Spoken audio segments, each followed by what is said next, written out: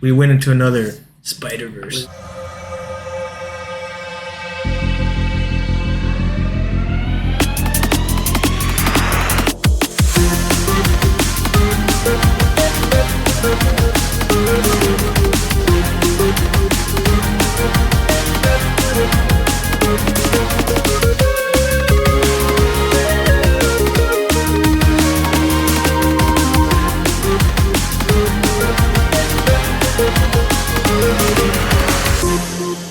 Welcome everybody to a special episode of the Popcorn Watchlist podcast where we discuss and celebrate our favorites in TV and film. I am your host Xavier, and join with me on this special episode I have the usual panelists. We're going to be really excited. We're going to talk about Spider-Man Across the Spider-Verse. We're running off first over to Danny. Say hello.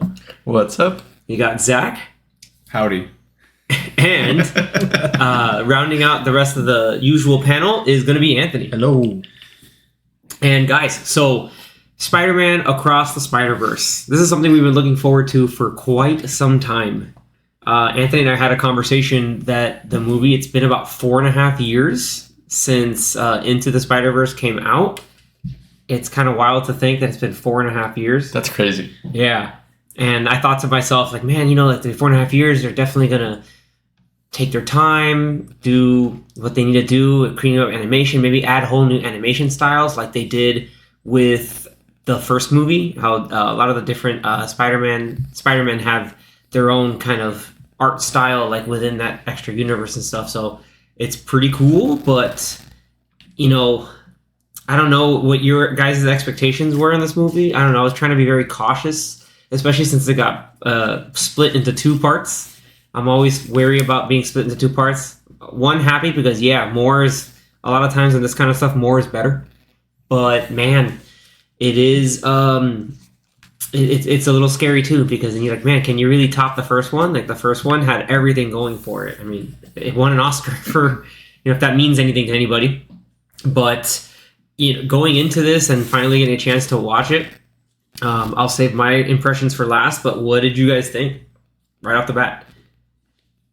It was visually incredible. Incredible. I mean, I think they went. So what they did in the first movie, they cranked it up to 11, and it's like there's so many moments where even just like between shots, colors change and styles change. One good example was this one scene, like towards the end with Gwen and her dad, where it's like, just by the way, we're gonna go straight into spoilers. Yeah, spoilers. Sorry, 2nd minute. So if you're listening to this and you haven't seen the movie yet, we'll just cut straight to the chase. This movie's amazing. Go and watch it, and then come back and then listen to us talk about this. Skip these like 30 seconds or so. Watch this movie. It is ridiculous. You gotta watch it. Just please don't spoil yourself. The movie is incredible, but this will be spoilerific. We're gonna go all out. And back to Zach. Spoiler. Yeah.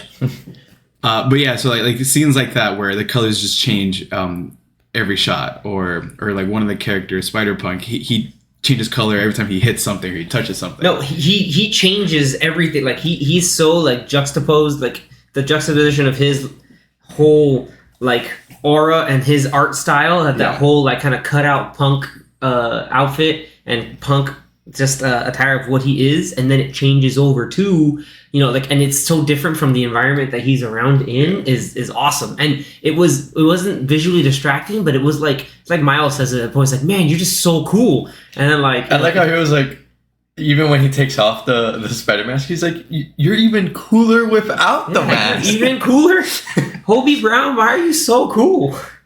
Yeah, it was really, really cool. We'll get to characters later on, but yeah, like initially, like from a visual standpoint, like every place they went to, from like Mumbai Hatton to 2099 Nueva York to Miles's 1610 New York, Gwen's New York, they all have their different hues, their different Gwen's like style, like pastel colors and like these watercolors.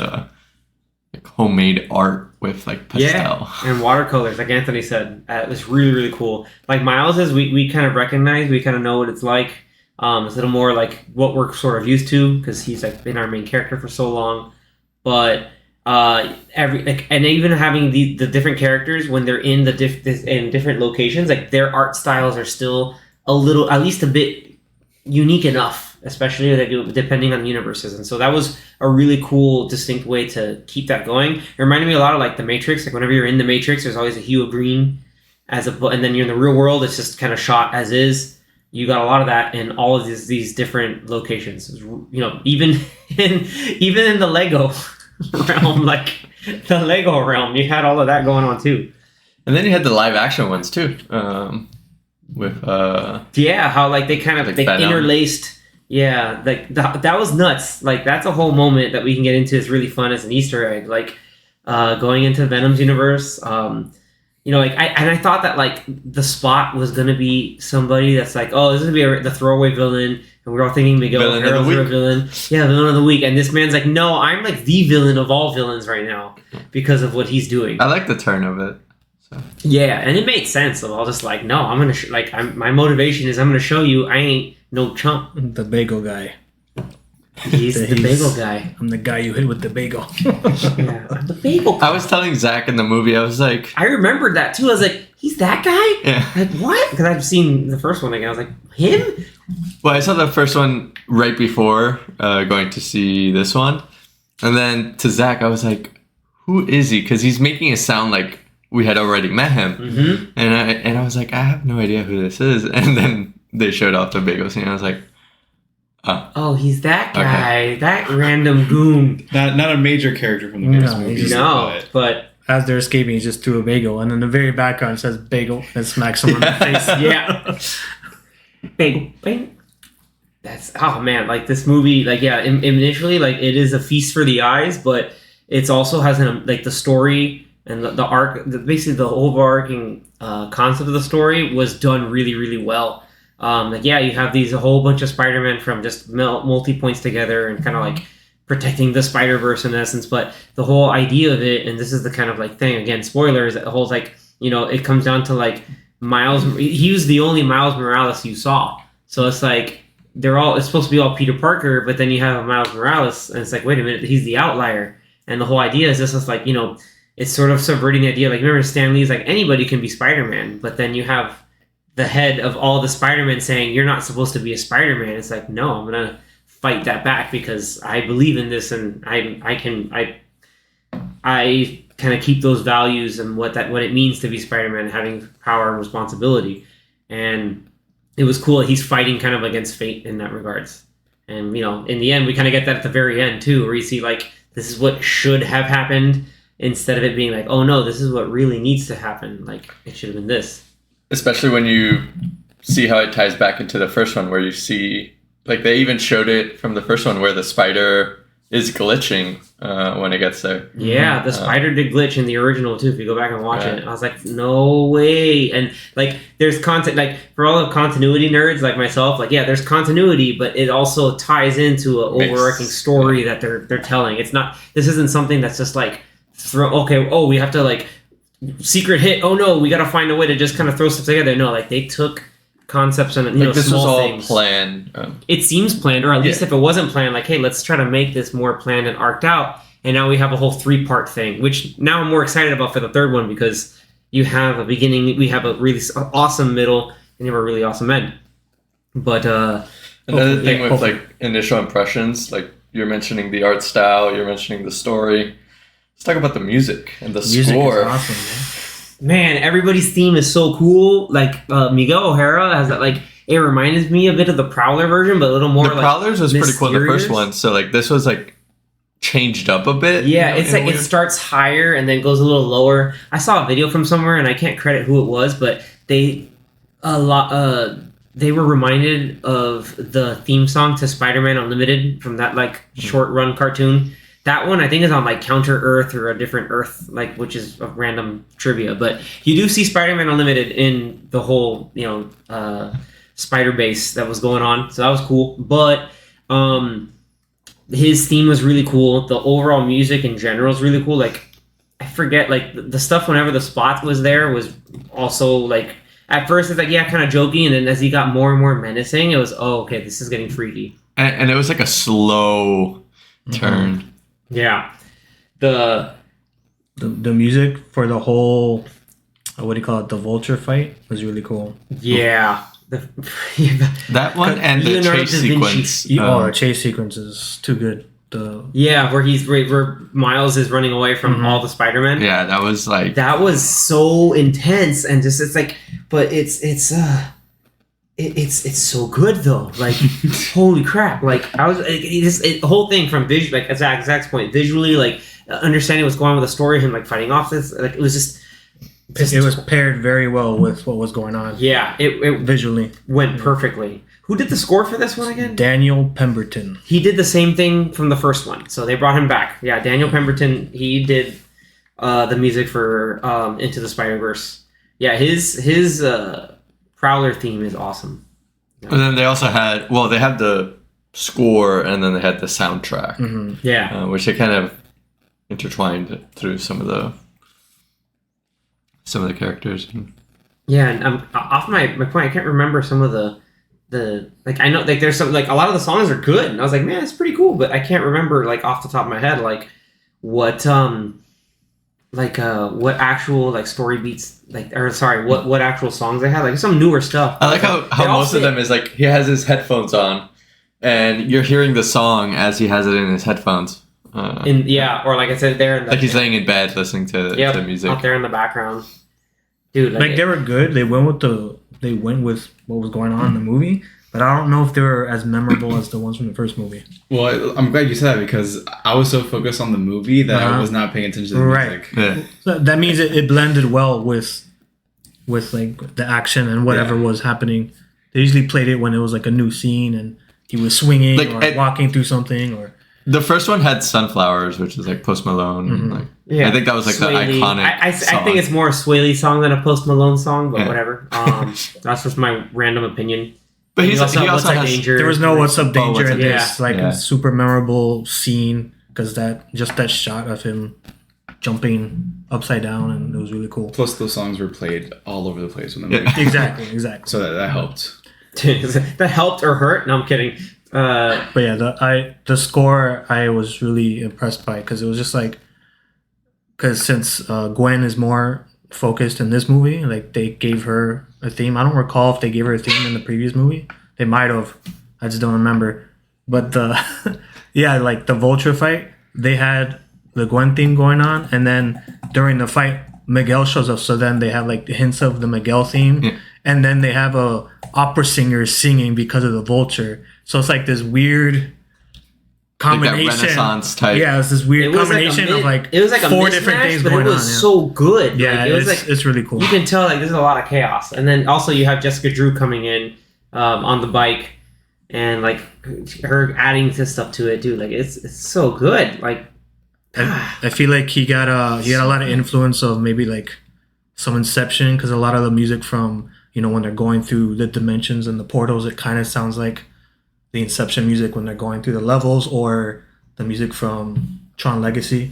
Yep. It's very similar. If you're gonna be inspired by a movie soundtrack, let it be Tron. Right. Well, and like and most things that Hans Zimmer does, take the sound that makes it sound otherworldly because you're literally going into other worlds in this movie. So, I really like that. And keeping the character of those other worlds in there too. Exactly. Like, sonically, it's great. Like everything from a sound point. Random side note, I watched the movie with Anthony, and I didn't have the sound issues that a lot of people had reported. We did watch it in Dolby, so I don't know if that made a difference. Dolby too. It's really just like the first. It was the beginning, the whole Gwen sequence. Because when we went, it was very low. Ooh, the audio was very low. Yeah, and I could barely hear what they were saying. I think because everything else after that was like well balanced. The only other things that I had hard hearing were when they're in the India section. I don't think I heard one thing of what India Spider-Man said. Really? Like I heard a few things. I heard a few things. Because he's hilarious. No, I heard when he was doing his backstory. I heard that part, but then when it was the action scenes and he was talking, I didn't hear what he said because I guess the music was so loud. The one I had trouble with was Spider-Punk. Yeah, and then him too, because he was in that same section. So it's like these two guys are talking, and I can't hear anything because of like the bombastic music. Like I got some of his lines, like Oh, taking a crap at the On establishment. establishment, Yeah. Take a crop establishment. And my name's Hobie Brown. No, he's like, let me. Wait, I'm not gonna show you my identity. Like Daniel Kaluuya, dude. Yeah, I didn't know it was him until after, when I read the credits. I knew he was Spider Punk, and then I listened to it, I was like, oh, he's dope. Like this is cool. Like he's hella good. Like damn. Like he really like kind of. So now that we got to do some of our impressions, what you guys want to talk about some of your favorite moments? Yes. Well, no. I'll let Anthony.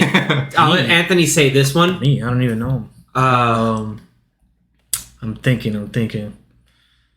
I really liked. Well, we just kind of mentioned the while you're thinking here. I got it. Obviously, to me, probably it's in all the trailers, but yeah, just the chase sequence with the Spider Society. That part is really a standout, and I think you sent it earlier to us that apparently it took them 4 years to create that whole sequence. So yeah, it makes sense that that's like their biggest set piece in this movie. It's probably like, I don't know, like a 20-minute set piece. Maybe a little longer. About 20 minutes. It's a good chunk of the movie, but it's awesome. But it's worth it. Like you see all the various different Spider-Man, and it's insane because there's I don't know how many Spider-Man women or Rexes, Spider Rexes, Spider T-Rex. They had Spider Horse. The reason Spider. No, it's Spider Cowboy, and then there's a Spider Mobile. Spider Mobile. What makes this movie insane? What Zach was saying earlier is that like.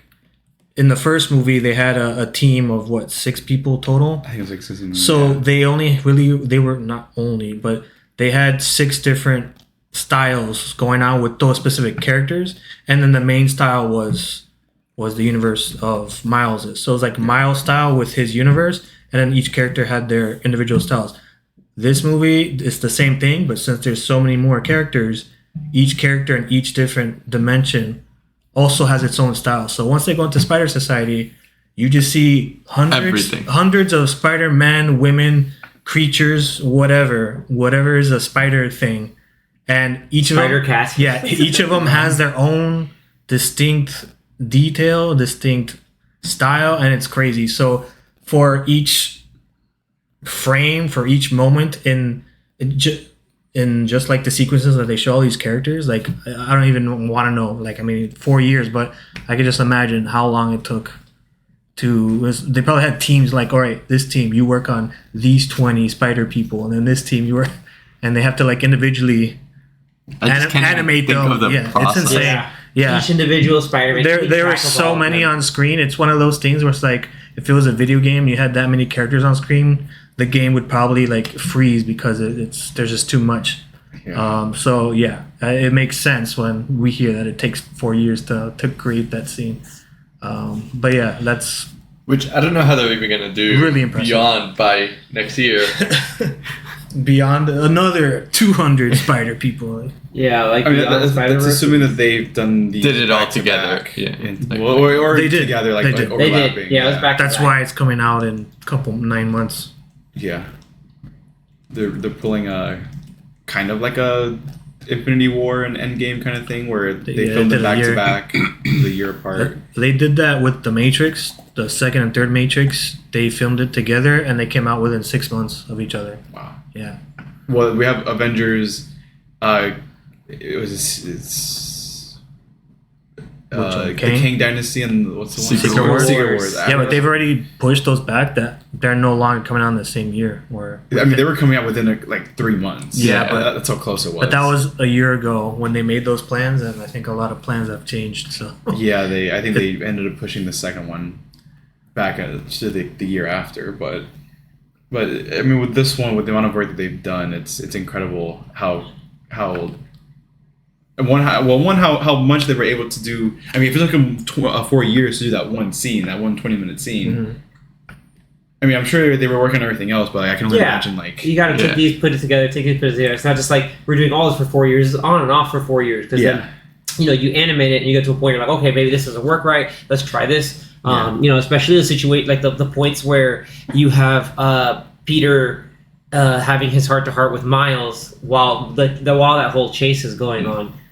Which I also thought was really cool. Like I thought Mayday Parker. I thought she was gonna be like kind of annoying, but no, she was adorable. Like she was the right amount of adorable. Just taking her around was like, what is he doing? But like, I think it was really cool seeing that he's just like he's like found himself again as Spider-Man, and they say like, I couldn't do that without you, Miles. So like a lot of the emotional points really hit. Like you mentioned the situation with the conversation with Captain Stacy and Gwen towards the end of the movie. That was like not only shot well, but it was also framed extremely well too. Yeah. Like the whole factor, he's just like, yeah, like we have to do our morals, and you know, hey, I quit being a captain because I can't chase my daughter, and you know, there's a whole like really great way to kind of see just how a lot of that stuff comes together, and the whole idea of just like canon events, how like things are canon. Everyone's talking about what's canon, and now we're breaking canon, like that. But because he changed his mind, is that breaking the canon event? Yeah, like it technically is. He may not perish now. We'll because, see what happens. Mm-hmm. It's not even that either. It's the technically in Miles' story, he already had that one death. That doesn't necessarily mean that both of them have to die in the story. Correct. Yeah. So it could possibly be that like, so he had the uncle death, so maybe he won't get the father death. Because there's the uncle death and there's a Stacy death. Or like a captain death. Not father, but captain death. Yeah. Right, but that's the thing, because it happened even in Amazing Spider-Man, which they showed. But he got both. Right. Uncle Ben died. He got Uncle Ben and Captain Stacy. Yeah. But that happened in in those movies. It didn't happen in the Tobey Maguire universe. No, yeah, it it's didn't. just Uncle Ben in that case. They just had Bryce Dallas Howard as Gwen Stacy, which is funny. I saw a picture of her with Ron Howard. They're like, we're going to the movie. This is great. She's like, I'm one of the original Gwen Stacy's, so why not? But one of my favorite moments, there were like there were a couple moments that I know Anthony like saw me just geek out hard, but I had to hold myself in because there's a whole theater of randoms. I couldn't go crazy on it. One was like Genki playing the PS4 Spider-Man. Oh yeah, yes. I was like, he's playing. I'm like, what are you doing playing? Well, the apparently game? he's playing the Spider-Man 2. Really, the new one? Yeah, it's like a clip from Spider-Man 2 because No it shows way. Venom in it, like a wow. Venom. I didn't see that. I didn't see the symbiote or anything. So I'm also thinking I think Danny, you mentioned it earlier, like when with the Spot kind of like collapsing in on himself, trying to just like He kicked his own butt. Yeah, kicked his own butt, and then trying to like just like figure out what he's really about, and he realizes, oh, I'm a multiversal being. I can do all this other stuff, and he pops into the San Francisco Venom universe, and that was like out of nowhere, out of left field, and that was amazing. And they did show off what universe it is. I had written it down. It's 688. 688. Or Okay. 688. And the Venom Sony universe. Yeah. what's wild too when you think about it is that like that means these animated characters can interact with live action characters, which opens up the we'll talk about it for theories of Beyond Well, it's all Spider-Man. Sony, so Sony could do so they can do whatever they want. anything they want. Because that was kind of like a little hint to them showing another character that was live action. Yes. Because we got later on. Yeah. That kind of confirms. That's the one that I freaked out about. I was like, what? But is it the same universe as the MCU? That's it should be. It might be. It might be. It should be. It might or might not be because he did go to a different somewhere else, and that's why they need to hold him in place to send him back. We don't know which back is, but all we know that this is a major spoiler alert that is an Aaron Davis played by Donald Glover. Mm-hmm. I lost my. I thought they were not going to do anything with that. I mean, the whole theater we were in lost their shit. But I'm sure that's something they could bring up in the new trilogy. Well, they did mention Earth, Stephen Strange and that kid from Earth 1999. Yeah, 1999. He said it so angrily. 1999, and shout out to Oscar Isaac. That man keeps killing it. He's collecting the Infinity Stones of characters, of Marvel characters and nerddom. First X-Men's. Yes, Apocalypse X-Men. Moon Knight, who's getting a second season for sure. Now, it was confirmed. He's getting a second season. Him and the showrunner in Marvel. Yeah, no, that wasn't the confirmation. They said they're working on it. It's working on it. It's not like official, but they're working on it. Like it's on it. Look, I'm not. Don't take that away from me. Don't take that away from me. I like Moon Knight. All I know is that they put a lot of things on hold, and that's probably one of them. I hope not. Because of the whole strike, or just No, I'm just saying in because general, of- because in Marvel general, yeah. is Because they're like, oh, we're doing too much. yeah, we're doing too much. We need to slow down and make things better again. Yeah, I agree. One of those will be Moon Yeah. Knight. Shut up. No, okay. Anyway, the whole Aaron Davis like reveal was pretty wild too. And he kept looking at him like he looks really familiar. He's like, wait, what? And he's just like, But he had the suit, like the purple. Yeah, he like, had the black- whole Yeah, and Prowler those suit claws on. This is a and live everything. action Prowler. yeah, he had a whole Prowler suit, and he's just like, it's rude to stare. And I was like, yeah, don't do that. Like there were other Spider-Man like, dude, stop. He's like, yeah, it's rude to stare. Like So do you guys know the like layers of there's too many. Donald layers. Glover even being Prowler? I think I saw it somewhere where it was like he dressed up as like a Spider-Man for some clip or something, and he Yeah. auditioned for Spider-Man. No. There was a So, whole campaign. There's an episode of Community. I think it's like the Mm. season 2 or 3 premiere, where they're showing each character like waking up for like the first day of that semester, for Spider-Man. and he wakes up in With his pajamas, but he's wearing like Spider-Man pajamas. So ever since yeah. that episode, all the Community fans were like, "Oh man, Donald Glover should play Spider-Man." Donald for Spider-Man. This was when This was like 2010, This was like- 2011. this was like right before Amazing Spider-Man came out, I believe. So people were like, "Hey, well, for the new Spider-Man, it should be Donald Glover." And so Oh, yeah. I've seen this. there was like a big campaign of hashtag Donald for Spider-Man. Yeah. He even says that in one of his rap songs, or maybe Yep. even a couple of his songs. Well, because then like a year after that clip, he voiced Miles Morales in the one of the animated shows. Right, right. So ever since then, it was like, oh, he didn't get Spider-Man because it was somebody else. I think it was Andrew Garfield at that point, or maybe it was. I think, when did Amazing Spider-Man come out?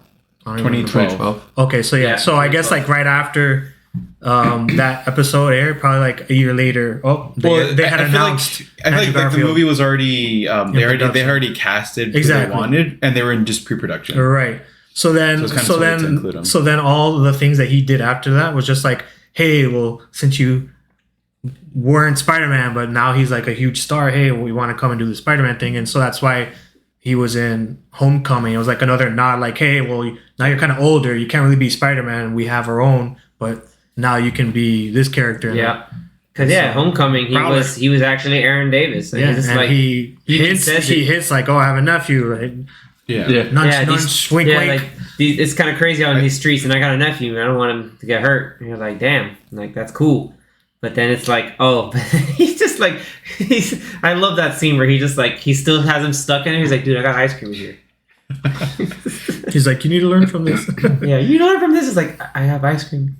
But that bit, and then the other one that had me just completely lose my mind was like, when we get this whole moment where like, there's always those canon events that formulate, that form the crux of being Spider-Man, like all the terms of loss and being able to take that and be a better hero from it.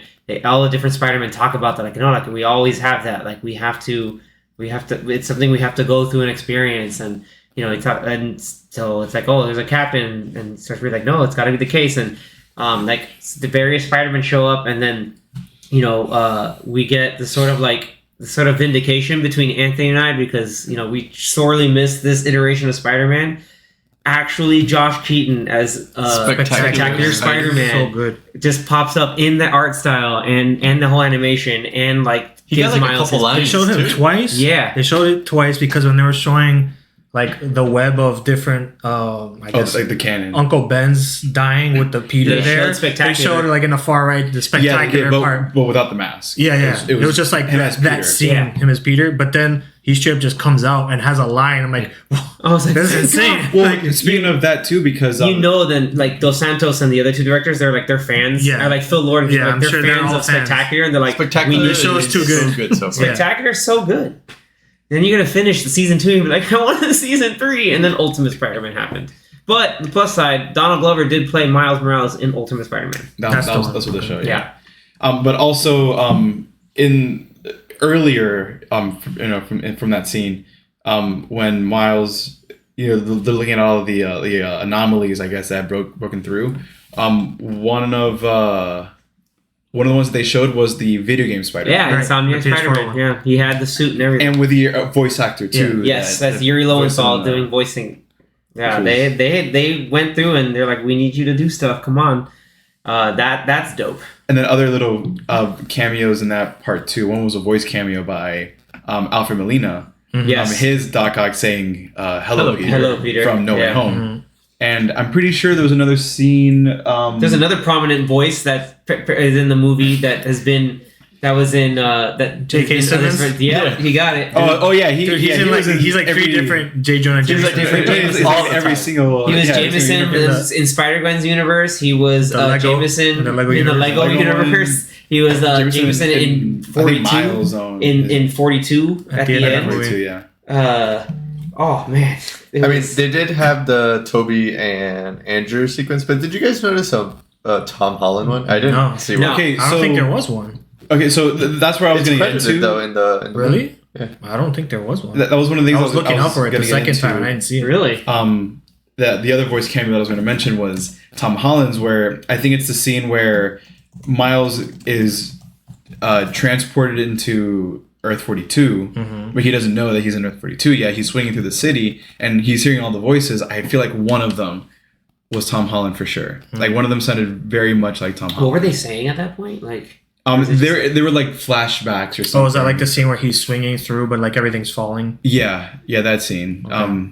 I forgot what it was that the voice said specifically, but it was like a few words. It was like one quick line, and it sounded just like Tom Holland. No, maybe But that I was can't. it. I can't. 'Cause confirm I it for couldn't. sure. I was looking out for an actual like clip of any of the MCU movies, and I didn't see it.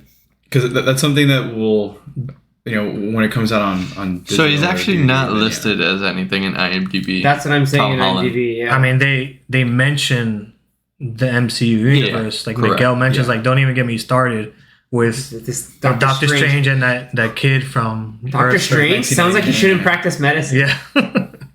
which is really cool. And how about when they explain who Miguel is? Gwen is like, oh, he's like some part vampire, part Yeah. werewolf hero, and then Miles like, oh, a vampire hero. Oh, that's something that I might want to watch. I mean, that one. I was like, dude, it's not Morbius. It's not Morbius. That one- Sony's like trying to like Stop. tell everybody to watch Morbius. Please watch Morbius. There was Release this it again. one quick scene where it looks like he was like he took off his mask. Yeah, and he tried to bite the Yeah. vulture. Yeah, he's about to bite him to sedate him. Or Yeah, to, I was to like, bring him down. oh, yeah. Yeah, the bite is supposed to like. I'm sure they're gonna bite. go more into that in the next one. Well, yeah, because Alchemax and that it's a whole thing of like Yeah. he's in the comics. I don't know Well, how they do it in the movie. even when he injects himself with, I don't know what that's supposed to. That's supposed be. to inhibit some of the other things. Kind of like Blade, how like he has to take blood infusions of blood so he doesn't go full vampire or whatever. Can we talk about like other favorite moments? Is the whole like Moonbatten sequence was really dynamic. Like at first I was so like there can't be this many levels. There's so many levels to this place. There's so many levels. This Well, is the massive. water, when they zoom in, you think it's the water around New York, like the East River and the Hudson River. Yeah. But then it's streets. Yeah, and Yeah. it it's goes. like more streets. It's more streets. There's so many levels. It's like They got there's- you with the water. Yeah, so many layers. See, the water wasn't real. Well, no. Because it wasn't really water. But I like the What? dynamic between like what was it, the four of them? Yeah, between Three or four of them? Like Spider-Punk, they were like Gwen- partnering together to try to get the spot and it was pretty cool. Yeah, And Hobie they- Brown was really freaking cool, but Paviter Pravakar was also like the way he slung all his webs, but through the bangle, like Yeah. a yo-yo, is like that was the whole point, was out of hand. Like dude, you're like the way that's animated, like the detail you had to do to keep all that going, that was so good and so crisp. What was his character's name in Deadpool? Dopinder? Yeah. Yeah, Yeah, he was that actor. Yeah, he's Dopinder. What I liked how in this movie they show Only like been in for a lot 6 of months. Really, it's just 6 months. in a lot of the action sequences that the characters are still like saving people, like in superhero movies, and some superhero movies forget like, hey, they're a They're gonna superhero, save people. you should probably be saving people, and they actually do that in this movie like multiple times. So I'm glad that they kept that in there. But you see how certain things like Yeah, like affect. Right. Even the Because first he's even fight. saying it's like, didn't I do the right thing? You're like, Yeah, no, you no. should have let that guy die. You're like, Yeah. what? I'm like, what? It's like, what are you talking about? It's awful. I'm Like, you- Spider-Man. Why would I let him die? Yeah, like I have to do my best to save The whole, people. yeah, the whole canon. Yeah. Here comes the canon event. It's like, oh, and it's disrupted. But like even in the beginning of the movie at the Guggenheim Museum, where you had people like they were like trying to fight this version of the Da Vinci Vulture is what I call him, like Da Vinci Vulture, but also like they're saving everybody around it. And even Miguel is doing this. So like, yeah, no, he's definitely a hero. Like he's doing his thing. Like it was like, you know, he's kind of rough, but hey, he's still able to do it. It was really, really cool. That like I get like there's all these like all the action set pieces weren't just like action set pieces for the sake of action set pieces. It culminated really well. The writing was top notch as well. And it wasn't really rushed either. No, it wasn't. The movie's, you know, Like it's the 2 whole hours and movie, 20 minutes. yeah. But I'm cool with that. Like I was like, it didn't to me feel like it should have been longer. Like, well, I take that back. Like I wish it would have. Yeah, I was like, I need this. Just give me the second part. Yeah, It's a 4.5 hours. I wouldn't have minded watching an intermission and boom, we're done. another 3 hours. You know, and then I'll pay double the price for the ticket to watch it. I was just do it, but no, they didn't let us do it. You think when the third one comes out, they'll do double features They should, or even triple? They might have. They did that with the Matrix. So like you have like one showing to have across Double and feature then would be beyond. pretty good. Oh no, yeah, that would be. They gotta do it. I don't know why they wouldn't. Like, I can think of a reason why they wouldn't. Like that's just a way for the movie theaters to get guaranteed money. You want to watch Beyond again in theaters and then watch this. Across and now Beyond. Do it. So speaking of hoping to see it back to back, you know, that cliffhanger was really cool because you know there were some points where we were worried at some point like, oh man, where's Spider-Ham? Where is Spider-Man Noir? We did see Penny, Penny Parker, earlier. which is really cool as earlier. But it's like, man, we didn't see them back, and so to help save Miles because they figured out, oh crap, he's in the wrong universe. Yeah. We gotta go find him, and then she basically assembles the team. And it was cool that she got Peter B. Parker back because he also feels guilty. It's a good squad. Yeah, it's like it's the OG squad. Plus a few more. Yeah, plus she got Spider Bite, yes, a Spider Bite, And Spider-Woman. Spider-Punk. Spider Punk, and then Spider-Man India. and Spider-Man Woman. She was there too. The motorcycle? No, she was with Ben Reilly. And No, she was there at the end of the movie with like together with Gwen. with the crew. Yeah, I didn't see that. I think, yeah. I gotta I didn't watch see it. that. yeah. I don't, because I remember at the very end, like the team that she brought up was like 'Cause she- clearly the she- OGs, but Spider Punk and also Spider-Man India. I don't know. Maybe I'm getting confused, but I remember her being there. She was on the bike looking at her like, okay, like just kind of spying on her, but I don't think, you know, like she's not teaming up with her like oh, we're gonna team up because Yeah, she's true. still Because now that you bring that up, with Miguel of the whole idea of like, no, we gotta set this Guess right, I have to watch it she again. saw- right? Yes, I have to watch it again. One more time. Feeling so free. Time to celebrate, baby. Oh man, it's Did either of you guys? okay. Then we talk about, you know, going into Universe 42. Like, I remember immediately, like, he's going back to try to go to the machine. In my mind, I was like, it's gonna send him to the wrong universe. It's gonna send him to the wrong I universe. was gonna say, did you guys think Yeah. that it was gonna? It be was gonna the send wrong him. one? He's gonna At first, send him to the wrong place. I didn't like think much about it. Now, of course, they did. When I watched the second time, they did show where he was being scanned, like when he was in the retinal scan. Uh-huh. It said Earth 42. I noticed that the second Yeah. time. I didn't notice it the first time, so I Me neither. didn't I- think he would be sent to a different universe. When I saw the mom say like, "Who's Spider-Man?" I was like, "Oh, I could feel like her being like, who's Spider-Man?" Like That was the moment I was like, oh, jeez. But then I was like, "Wait, no, it's the wrong one." No, the moment he's like, I'm gonna do this, and I saw everything else. She's like, oh, cool, it's something with your hair. It's like, it's the wrong. Immediately, Yeah. it's like, I was like, yo, confirmed. Like, confirmed. Half-Life 3. Half-Life 3 confirmed. And what was the thing that you were going to say, Danny? That Oh, was that? Yeah. Okay, cool. Yeah, according to what I was seeing, Anthony, Jessica Drew was not. It's not No, part she of the wasn't team. part of it? Okay. No, she was just spying on them. Well, I'm Just going to have to like- watch it again just to Yeah. make sure. Also, you know, can we also very quickly can we also talk about Ben Reilly, his voice was Adam so. Sandberg as Ben Reilly. I'm just really dark and brooding and edgy because the '90s. I was like, this is great, but his art style was really, really cool. Like that was like, He was the one that was. He had Miles in like a chokehold. He's like, I'm squeezing you with my like well Dude, defined. yeah. he was my favorite. He was my Yeah. favorite character. He's like, oh, dude, because he's so brooding. I've always loved that design of the Scarlet Spider, but just the fact that they they had him and his very distinct style, and then even when he's like on the roof, he's like, roof pose. And yeah, brooding pose. Like it was like a goofier version of Spider Disturbance Noir. in the alley. Yeah, it was like a goofier version of Spider Noir, but like again, like now hopefully we get more Spider-Man Noir, which is going to be great because everybody's just like, oh, he has to have solved the Rubik's Cube. Like we were like, oh man, Nick Cage isn't coming back, but now he is. I when I watched the movie the second time, I was with a group of friends from high school, and one of my friends who's really into Spider-Man, he said that he didn't like the characterization of Ben Reilly. Oh, he's a baby. I'm gonna tell him right now, he's a baby. Because of why? Because he was just like flexing the whole time. Yeah. Well, no, it was more like he's not that kind of character where he's like narrating everything or like being kind of like broody but he is an angry, edgy because he's a clone of Peter Parker. So like he is an angry, edgy, like existential.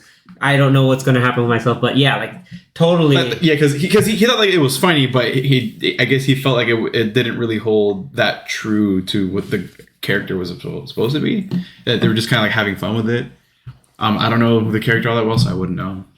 Yeah, but I enjoyed. He has a history, yeah, his own thing. But either way, like it's pretty dope. It's like I found it enjoyable. I was like, hey, and it's Andy Samberg. I was like, cool. I feel like they brought in Andy Samberg to be able to like continue doing some cool stuff. Like they gave him some things. I found that to be a lot of fun. Oh yeah, the wall. Everything looks normal. Yeah, self-exposition on everything I'm saying. And then I love the whole idea where like Miles is going with his Uncle Aaron, and especially when he's just like, why is this kid hugging me? Oh, something's up. And then he even said like, because I didn't catch it the first time, but the second time he's like oh, you took your braids out. Oh no, his mom said that. No, but he said it too. Yeah. Because I didn't hear his mom say it, but I did hear his mom. They both said like, "What'd you do with your hair?" Your hair, yeah. And he's like, "Oh, you took your braids out." I was like, "Yeah, trying something new." And then it was like, "Okay, no, something's up." Because obviously, Aaron Davis being the Prowler, he's smart. But then you have this Miles, being the actual Prowler. I thought that was a cool spin. I was like, "Oh yeah, like if there's no Spider-Man, especially like, oh, there's no Spider-Man and stuff." And I was like, "Oh, that means I was like, this Miles is the Prowler, easy." And then.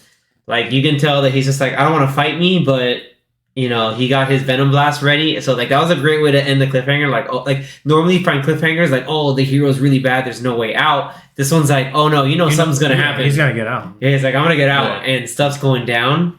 And, he's still going to probably glitch out because he's in the wrong universe. Yeah, but he's Spider-Man going against human with Prowler suit. It's probably just high end tech that he still has to be careful. Gwen and some of the other people know he's in 42. Yeah. Mm-hmm. So well, also, which also means there may be other villains like the Spot. Well, no, the Spot's back there. So we can just go into like, fun little before we get into like our theories and stuff. Like the fun little Easter eggs that we talked about. Like a lot of little things. I love the recurring joke of, is that a Banksy? Mm-hmm. Like that was great. It has to be in the next one. Yeah, it has to be. Like, they have to finish it. It's like, this is definitely a Banksy, or like someone like having to do that. But wait, did they do that in the Guggenheim in the beginning? No, in the first movie. Yeah. When all the universes with the colliders all messing up and the city was when they first turned it on. What was it? Wasn't it just like the building that was above? Part of the building and like the light post. It all just freaked out and turned into a bunch of shapes, and people that were outside were like, "Oh, looks like a Banksy." Like, yeah. Oh, it looks like a Banksy. Like, it's like they think that's like normal on the streets of New York. The Easter eggs, like there's so many little, small little, like obviously like all the different Spider-Man are all over the place. You have a whole episode just like trying to nail them all down, but like there's Easter eggs in various different universes. The beginning movie where you have like the cough in the bottom right. Yeah, that's kind of like movie starting. Like that's already cool. And like you have the way anytime characters are introduced, or even like when the movie ends, it's all it ends like with comics, with the actual comics there. You also have fun little Easter egg. I don't know if an Easter egg was a cameo, but Jack Quaid played Gwen's Peter. Mm-hmm. Yeah, that I didn't know until I looked it up later. The Lizard Peter. He just said like one line. Yeah. It's like, I just want to be special like you. You're like, no. One of the things that I noticed, I mean, it's not that big of an Easter egg, but I feel like you might forget unless you watch this one right after Into the Spider-Verse. But they always say like, "Oh, I'm so and so, the only Spider-Man in my universe," and it's like, it's cool that they kept it going with all these new Spider-Man when they would introduce them. Exactly. Yeah, they're always like, "Yep, I'm the one and only Spider-Man in this part. Yeah, I'm the only Spider-Man here." And even like Miguel's introduction is like, yeah, I'm the one and only Spider-Man. I liked the idea, just like how Miguel like tried the whole like breaking canon by like hopping over into a universe. Like, oh, this works. I can do this. I'll just live out his life. Live up the doppelganger life.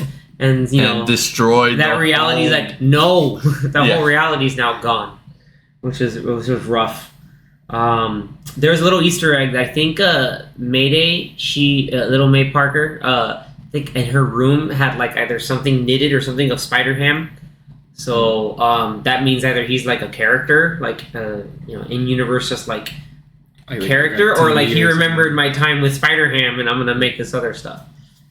There's a lot more. I don't know if any of you guys know that come up with others because my brain hurts trying to. This isn't an Easter egg in the movie, but it's something cool to know how they made it. But the Lego sequence was made by a 14-year-old fan. Yeah. Really? Okay, I love the Lego sequence. Yeah. Just like, yeah, Mr. Jameson, whatever, just. Boop. It's like, you're one of our best. Dude, that's the best part. He's like, thanks, Peter. Thanks, Lego Spider-Man. That's why you're one of the best. Like he's like, and then it's like the way Oscar Isaac, he goes, bleep. Like the way Oscar Isaac delivered, like, that's right, you're one of our best. Like it was so like matter of fact. Oh my god, it was hilarious. It's just like, I'm gonna say this completely straight. Lego Spider-Man is easily one of the top tier Spider-Man. One of our best. Which is awesome. Because go Legos. So apparently the kid, he does a lot of Lego like movies on YouTube and like different trailers and videos. So Yep. I'm just looking at the article, but it's pretty cool how he did that. No, of course. Like obviously, like the Spider-Man Unlimited, like kind of a throwback. Oh, one of the Spider-Man chasing him was the 1960 Spider-Man. Dude, that part was great. Where he's trying to swing at him, he's like, "Oh no, I'm stuck!" Like he was just stuck in frame and he can't adjust. Our favorite, That's for the one amazing. in the therapy session. Yep. Oh, but my uncle. Let me guess. He died. and they just break. Yeah, they through. break through. You do see like this the Cowboy Spider-Man with Widow, the horse. He's like, is that Spider horse too? And like the horse is on the freaking walls. The And the T-Rex ceiling. Spider- But when he's running away and he lands on the horse, he's like, "Oh, drawn 3, 1," and he just shoots him. He's Yeah, like, he goes, "You went to 3." That was awesome. That whole sequence is great. It's just like it's fun, it's goofy, but then it's also serious. Like it just all the tones are great, all the character reveals and all the all of the the revelations that happen between like his his friends. Hopefully they're still friends, obviously, but like that stuff goes through. Like man, it was like it's perfect, man. Like it's perfect. I hope that the Spider-Man that we really get now kind of going into like beyond the Spider-Verse theories, I hope we get the Japanese Spider-Man, the one that has a straight up mech. Like they brought that in one of the comics where like, But they already have a Japanese Spider-Man. it's Spider-Man. I know, but they have Penny Parker. Yeah, but Penny Parker could probably hang out with. No, but they That need Spider-Man. they need the 1970s Spider-Man, Japanese Spider-Man. Yeah, dude. What about Italian Spider-Man? Italian Spider-Man is too hardcore. It's amazing, but He's too good. it's too hardcore. But dude, they need to freaking bring out. Oh my gosh! No, I thought it was very interesting because going back Yamashiro. to the whole Lego universe, because He's the emissary of hell, dude. I can't get over how like out of hand Japanese Spider-Man is. Like, he literally says, "I am the emissary of hell," and you're like, "Oh damn!" And like, yeah, he has a mech. He has a mecha. Like he's basically like a Power Rangers for Spider-Man. It's amazing. You should watch more and more clips if you haven't. And by you, I mean anyone listening. All right. Any other? So other than that, like, because I want to go back real quick about Yeah. the just to say something about the Lego scene because Sure. I forgot that Lord and Miller had filmed Lego movie. Yeah. But then because when Danny said that some other person that they got to make that scene made that scene, I was like, oh okay. I mean, I guess they wanted to incorporate it, but I guess they wanted to get the guy just because maybe he does great work with like stop motion stuff. So. Like Spot. Spot His head out. just shakes and all the Legos break. And that's the same sequence where he's just popping into different universes. He popped into the Venom universe. It's like, why aren't you freaking out? Weird stuff like this happens all the time. And he's just like, Yep. It just kind of Yep. looks at him like, I don't know, man. Just We didn't see go nothing away. Morbius. Good. Good. I'm glad. I said that. That's right. I I said think that. that the movie would have gotten a lower rating Yeah. if it had a scene like that. Would it? Definitely would. It's morbid. So, do you guys think with Beyond the Spider-Verse, do we get more villains, or is it just going to be like teams of Spider-Man against each other, and then they realize, oh, we have to fight Spot? I think Because immediately you have Spider-Man Prowler 2099 and Yeah. Miles will join together. eventually. I just think it will be maybe towards the end of the movie. I think there's going to be some conflict in the beginning for sure. There's some redemption somewhere. I think kind of what you said. I think it'll end up being so like this movie had the Society of Spider-Man. It might end up being that the Spot gathers All the villains. enemies from a bunch of different worlds, and The Spot will So gather then- other Spider villains. so then a bunch of Spider-Man have to fight a bunch of Spider-Man villains. That would be dope. Yeah. Because it's better than what happens in the comics. With, like, Moreland is just like, oh, I'm going to kill Spider-Man in different dimensions to live longer or have some other power up or whatever. Like, there has to be more to it than it. Because we know what the Spot's end game is right now. It's just to destroy all of, New York City, but back in Miles' universe. I mean, we got a teaser of it with But, yeah. Vulture coming from the Renaissance era. Like, Yeah, we he could might just get he a might bunch pluck- of different. Yeah. He just might realize that, oh, I know how to master this popping in a different universe. I'm going to pluck different villains out. Like, imagine, like, we get another, like, seeing another Green Goblin or seeing a different, Voiced by Willem Dafoe, hopefully. Willem Dafoe Green Goblin, or, we get a different, maybe we get Maybe we get a Paul Giamatti Rhino. Rhino, exactly. in the mecha suit. I mean, there's so much they could do and so much they could bring. Like, they're holding out on a lot of stuff. You think they're going to bring more live action stuff built into an animated film? I'm sure They they might will. because Well, this is coming out next year. Give Andrew and- Garfield something to do? Well, no, Tom but Holland.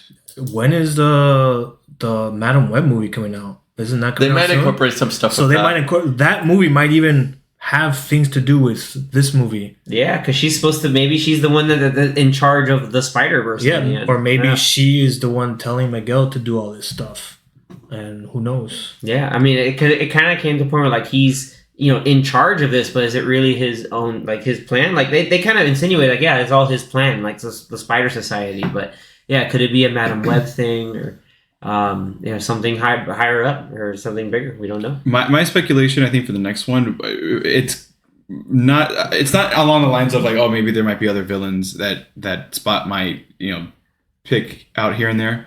I feel like because based off the visions that were shown, that he might just be really big. Mhm. So you have like all the Spider-Man just trying to take him down. I don't think there's going to be anything Yeah, extra. I would 'cause he, love like- for there to be other villains and stuff, just to kind of like to have like some hurdles that they have to go through in order to like really take down Spot. But it could very well be that it's just the Spot and he's like the size of a building, and then all the Spider-Men are just gonna take him down. I think That's why you need a Spider-Man with a mech.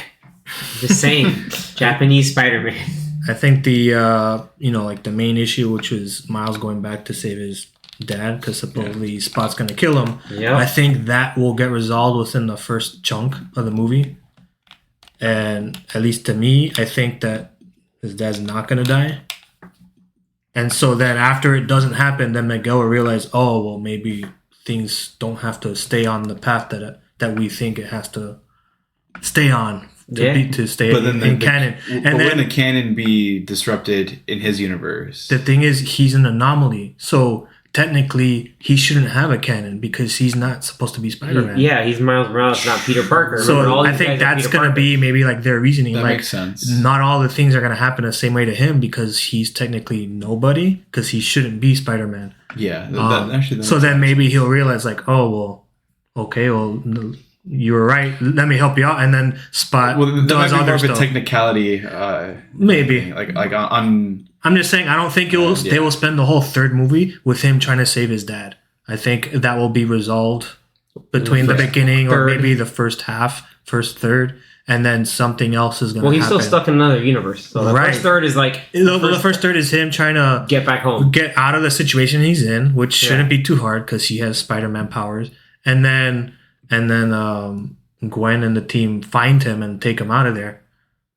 So just like this movie, that might be the first like 30 minutes or something like that of so- them getting him out, Like the length of that Yeah. Gwen opening It was like sequence. 20 to Like, 30 yeah. minutes. Well, wasn't there was a scene towards the end there where they were switching back and forth between Miles's universe and Yeah, it and was Earth to mind 42? game you. Yeah. Yeah. Where his dad was, I guess he was leaving work and one of his coworkers called him captain. He's like, He's oh, like, I'm not "Not yet." captain. Yeah, not yet, not for. Not for You another know- 48 hours or something. Yeah, Like, Not- okay, it he might did be say, like like, the 2 next day or days. something. Yeah. Yeah.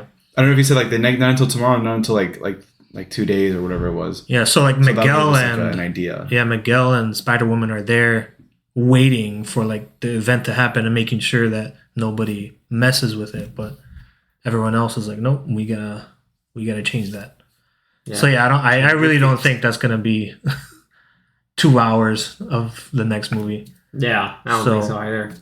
We shall see, but hopefully the next movie is also long. I don't mind it being long. Give me us another I kn- 2 hour, 20-minute movie. I please. know it's a kids movie, which is weird because this movie is much darker than the first one, and it's still PG. So It's PG. yeah, Yeah. this movie's PG. Yeah, it's pretty dark for a PG movie. Not that it's like dark, but for what it is a kids movie. It's pretty. I mean, it It has has some heavy themes. It has some heavy themes that kids may not even be thinking about. complexity. There's a lot of gray stuff, especially between Gwen and her dad. Like, there's a lot of that going on. Mhm. There's like dealing with a lot of heavier themes of like, hey, like being Spider-Man doesn't it seems cool, but is it like truly cool? Like, no. Like, there's a lot of trauma and guilt and a lot of that stuff that goes on with just keeping that responsibility. Power and responsibility. All that, all that jazz, all that good stuff, man. All I know is that, yeah, like initially, like there's definitely going to be gotta be, if we rewatch this, there'll be clues that can maybe point us in the right direction of what's going to happen next. Because Lord and Miller are smart enough to be able to keep them going.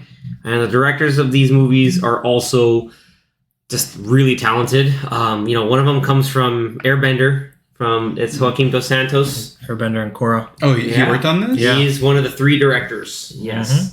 The Wow. other 2 were. Lord and Miller wrote it with somebody else. Where we go, all the details of people. IMDb is really weird on an iPad. That's very interesting. That Joaquin. Justin K. Thompson was the other director. Yeah, there's 2 more. Yeah, there's definitely 2 more. Dude, what are you? What is this? Give me all cast and crew. It's Joaquim Dos Santos. Kemp Powers, Justin K. Thompson. There we go. Yeah, Writers Kemp are- Powers and Justin K. Thompson. And the other Jeez. writer is Dave Callahan. Which Kemp Powers wrote Soul. Nice. Oh, there we go. Wow. And then uncredited, but Stanley's characters. What's really funny, a fun little also Easter egg. I forget he's important. I think he did some of the mixing for some of the music, but what's this dude's name? Oh yeah, this guy Metro. He did. He was the guy. He was the Spider-Man. Just like, hey, there's nowhere to run. Yeah. And then he breaks like, I guess there was My bad, somewhere. guys. Yeah, my bad. I didn't know there was a place to run. That was hilarious. That was freaking hilarious. It was like, I didn't know, but apparently the Sure. other Miles Morales is a different voice actor. Which other Miles Morales? Earth from 42 that- The Miles. one in 42. Really? yeah, Yeah. which is very Interesting. interesting. I was like, wait, what? But did they get Mahershala Yes. back for Yeah. his Yes, they uncle? did. Yeah. Yeah, he's 100% Aaron Davis. Yeah, like that was like, yeah, Metro Boomin, that was his Spider-Man. He's just like, yo, there's nowhere to run. He's like, my bad, there was somewhere to run. That was great. Out the window. Yeah, out the window, he's like, my bad, everybody. I guess there's somewhere to run. That scene was so cool. Like when you jinx it and you're like, oh, okay. He's like, oh, yes. no. He's like, nah, it was, it was me. Yeah, but that's cool. They just Yeah, when they're fucking- like going upward on that whatever that is, the transport Yeah. to space. That was out of insane, hand. man. I was getting anxiety with that whole sequence. I was like, dude, how high are they going? And he's just like, no, I'm gonna dive, and then They're going to invisible. space. That's how high they're going. He dove away and then was invisible. Well, I was like, I think you hear where it said like the announcer was saying, "Oh, we're going to the moon" or whatever Yeah. it was. yeah, it's a whole Like- I forget these things like space With needles kind of thing. Miles having that like invisibility and electric Like a pulse. pulse or whatever, like it adds a good dynamic to like his power set and like He was. how he Yeah, Venom differentiates Blast. from the he was other. able to get through the shields. that You're they- gonna see that in the game. Yeah. Just gotta let you know that that's in the game. But was Which really, is cool because it's not just all the same. Like they all have different skill sets. Like the Cowboy Spider-Man has a horse that can climb walls. So what's Miguel's webs made out of? Like, what is that? It's like laser It's webs. like a laser web. What Don't is ask questions. Oh, those Yeah. sequences looked so cool. It was It was just- like that it was red like web, It was so anime. like it was neon. just like I'm watching anime Spider-Man. That's what it was. It was so cool. I mean, And basically. he's just like, and it would like wrap around someone. yeah, Yeah, 'cause and it- like it felt like it came out beyond his uniform. Oh, that was hilarious. The uniform was like, "Hey, are you bleeding on your armpits?" It's like, "Oh no, that's just your outfit." The Spider Woman had like all her nails, all were, her like all webs her would come out of her fingertips. fingers. Yeah. had spider webs, which that was pretty cool. That was cool. I mean, it helps because she's riding a bike out there being pregnant. That was out of hand, so she's just making it work. I was like, it's like I am a good mentor. He beat you. He says, yeah, Peter B. Parker running around with his toddler, and then you have Spider Woman, still pregnant, which is pretty badass. But yeah, man, too. I like cool. how He's like clawing up the train. He's like, you have claws? Yeah, and he's got freaking claws. It's badass. Spider-Man 2099 was pretty chill with Peter B. Parker. Kind of like, He's like, Yeah. oh, I'm done with you. Yeah, he's like, I've had just the right amount of you. But Because at the end of the day, they're all Spider-Man. So he's not he's not a bad guy, and he's Yeah. not gonna try to kill another Spider-Man. He's just like Miles is the anomaly. We have to stop him. like watching the trailer before this movie came out, you're like, oh damn, like why though? Like, but then as you're watching the movie and you He remember says it like to him. the he's not supposed to be in his world, you're Yeah. like, oh, this all makes sense. Yeah, that scene was rough, and he's just like laying it all out. He's Yeah. like, you don't belong here. You shouldn't be Spider-Man. Yeah, you're not really a Spider-Man. You're like, what do you mean? I'm not a Spider-Man. Yeah, man. And He's that's like, you're their- not supposed to you're be not here. The concept that's like, Yeah, it was kind of going back on the first movie, with the first movie saying like anybody can anybody wear can the wear, mask, yeah. and he straight up saying like, no, not you. Yeah. He's like, it wasn't. That's why it wasn't. That's why all the supposed other to be you. that's why we can't hang out with you anymore. We never saw you again because you're not really supposed to like be there. Like this isn't supposed to be a thing. Like that was gut wrenching, man. Yeah. That was gut wrenching. So I mean, like now I think it was probably the most gut wrenching part, or maybe not for you guys. Is we mentioned initially this movie's amazing and go watch it, but like giving it a rating, Oof. man.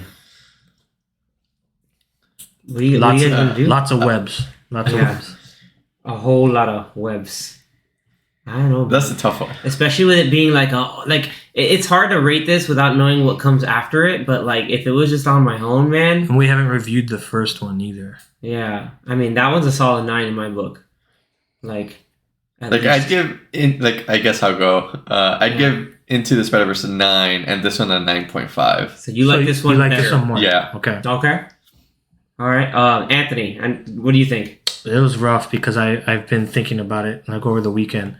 I think, and I'm even gonna go like decimals on this one because it's like too close. It's too close. Too much water. I would give the first one a 9.5, Ooh. and I'd probably give this one like a 9.3 or something like super 938. close. Like super Something close. really- Yeah, like it's I like it better than a 9. Like it's an excellent movie. This movie is super good. Excellent sequel. But yeah, I don't know. Something about the first movie was just like extra special, and I felt like it was its own contained thing, and it was very tight. Not that this one's long. I love this movie. When it ended, I was like, just like Xavier's like, I could have stayed for another 3 hours to watch part 3. I was like, I just want to watch more because this was so cool.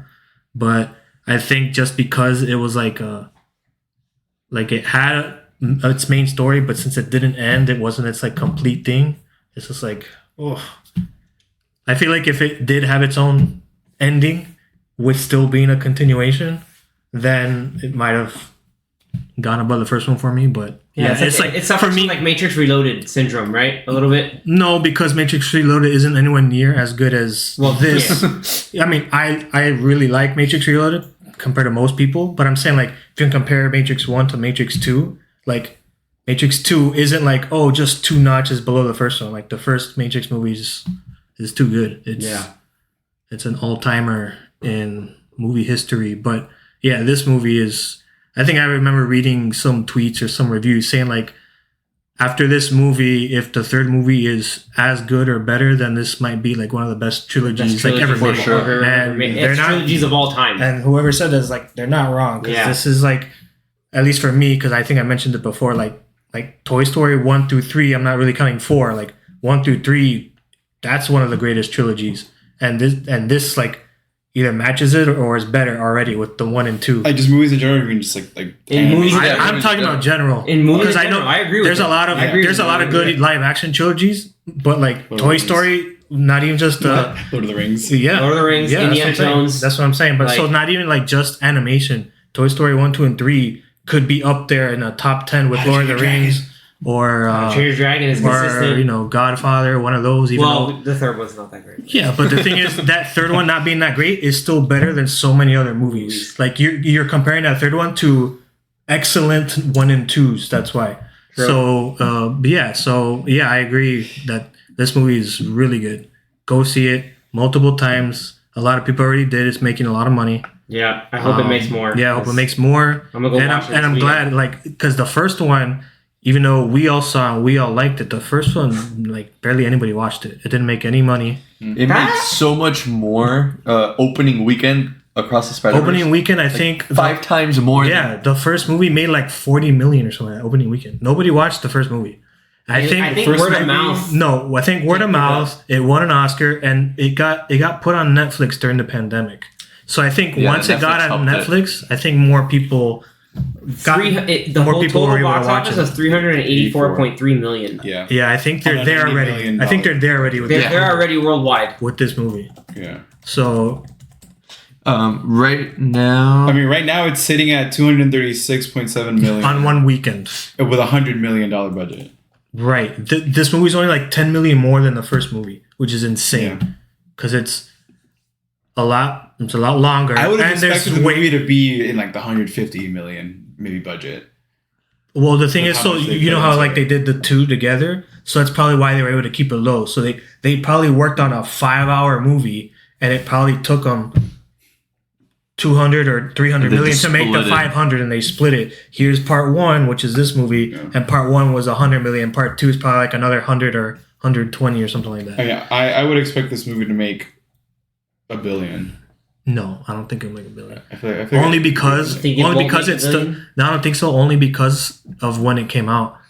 So many movies are coming out like week after week this year I mean, that yeah, people are this still week- gonna go watch this movie. But so you have Transformers, which might eat into a little bit, maybe not as much as we think. But you and guys, then you got the Flash. but don't underestimate Transformers. Those movies used to be really popular, and then next week The Flash and Elemental.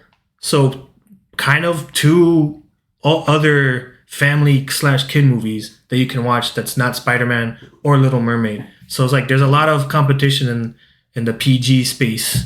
And then after that, Indiana Jones. Well, it So might it's get just like like- 750. I think. Yeah, like it'll get way more than the first one. And I think Yeah. already, just with how it's done in the first weekend, they already are like, I'm sure they're super happy and they're like, hey, let's make way more because well, I think Super I mean Mario. they already made the other one, but Oh, yeah, that one, yeah. but I'm sure now they're thinking like, oh, maybe we can do spin-offs of some of these characters. they should. They totally can, yeah.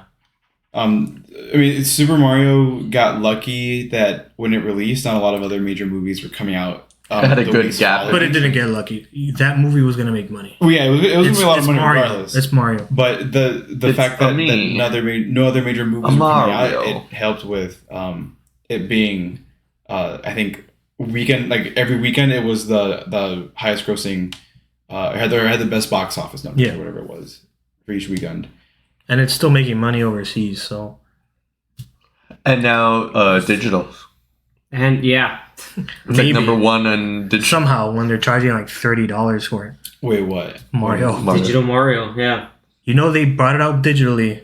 It's already out? It's Yeah. been out digital, And but it's still in theaters? yeah. Yeah. Yeah. So they're charging you $25 to rent it digitally, $30 to buy it digitally, and it's still on theaters where you can spend $13 The 15 to watch it in a better screen, like and So it's really dumb, and they're not releasing the physical Blu-ray or whatever Well, 4K I think the reason until why they're Christmas. doing that- It's like, what is happening? I think the reason why because they want people to spend $30 in the digital version. Well, no, it's because they're expecting it to be watched by at least 3 or 4 people.